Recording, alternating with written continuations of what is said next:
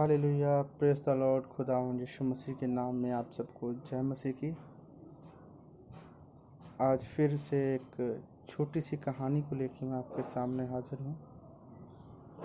उसमें हम सीखेंगे कि कैसे जो कुछ हमारे पास है हमें उसमें कैसे संतुष्ट रहना है।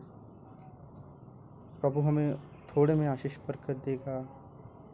आज भी हम यही सोचते हैं कि शायद कोरोना वायरस के चलते हम सब की जॉब्स चली गई हैं, हमारे पास शायद पैसे कम हो गए हैं। तो एक छोटी सी कहानी पॉजिटिव रहने के लिए ये एक छोटी सी कहानी मैं आपके साथ शेयर करने जा रहा हूँ। एक बार एक लड़का होता है, उसका एक परिवार होता है, छोटा परिवार होता है, जॉब्स कर रहा होता है और जॉब का इतना का प्रेशर होता है कि वो बहुत फ्रस्ट्रेट रहता है। अपनी लाइफ में अपनी वाइफ को पूरा टाइम नहीं दे पाता, अपने बच्चे को पूरा टाइम नहीं दे पाता।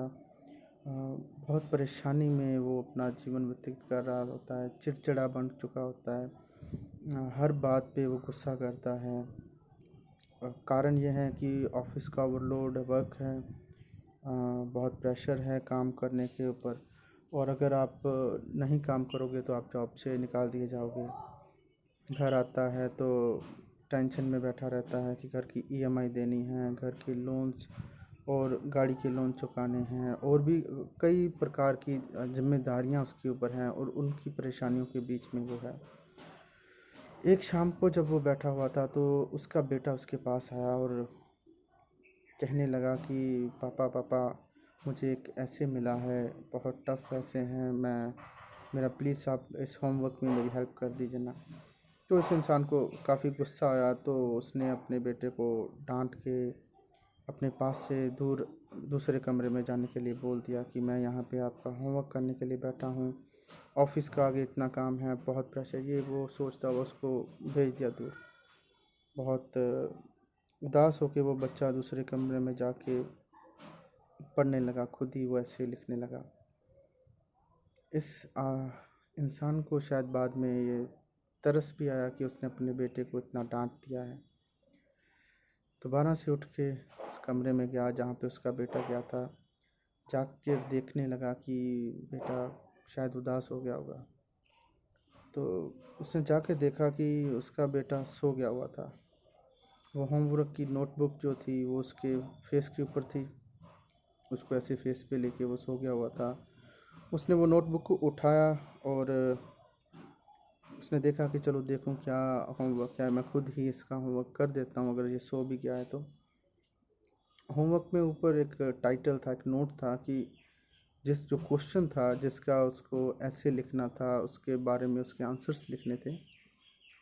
वो क्वेश्चंस ये था कि ऐसी चीज़ें आप लिखें जो आपको अच्छी स्टार्टिंग में अच्छी नहीं लगती, लेकिन बाद में वो आपको अच्छी लगती है। तो इस लड़के ने बहुत आंसर्स लिखने शुरू किए हुए थे। पहला आंसर लिखा हुआ था कि हमें एग्ज़ाम्स अच्छे नहीं लगते, क्योंकि एग्ज़ाम होते हैं तब डर होता है, प्रेशर होता है, लेकिन एग्ज़ाम्स के बाद जब रिज़ल्ट आता है, जहाँ उसके बाद समर वेकेशंस आती है, हमें वो पसंद आती है। और भी ऐसी बातें जो हमें अच्छी नहीं लगती, जैसे इसने लड़के ने लिखा हुआ था अलार्म क्लॉक के बारे में लिखा था कि जब अलार्म क्लॉक बजता है हमें अच्छा नहीं लगता है, लेकिन जब उठते हैं तो ज़िंदा हैं, ज़िंदगी है, हम स्कूल जाते हैं, पूरा दिन हंसते खेलते हैं तो अच्छा लगता है।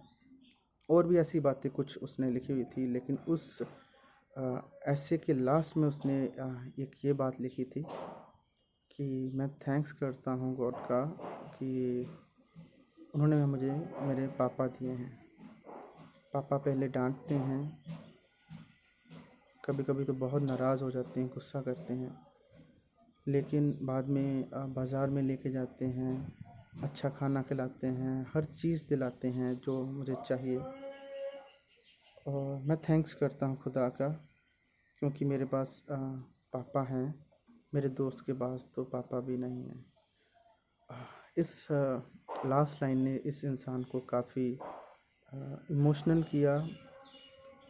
वो पढ़ कर थोड़ी देर के लिए खामोश बैठा रहा,